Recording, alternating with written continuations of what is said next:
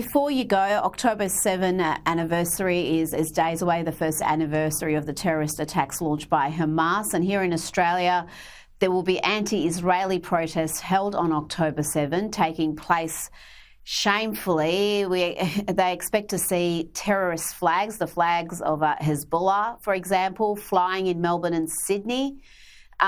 This is the worst casualty attack against the Jewish population since the Holocaust. And yet we're going to have people, Douglas, marching against Israel, the only Jewish state, on that day.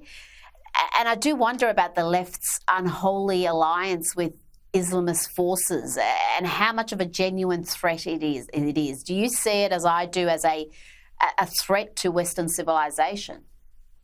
You know, Rita, when I was in Australia recently and saw you, I saw these protesters in Sydney and Melbourne. They're a world away from this aspect of the world, a total world away.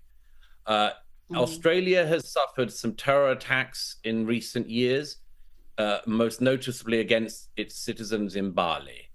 But these people marching on the streets of Australian cities, the Australian public should know who these people are. They're terrorists, and they're terrorist sympathisers. They're sympathising and supporting exactly the same people as the people who massacred the Australian holidaymakers in Bali. These are sick people, and I've got a message for them. They're also losing. They are losing.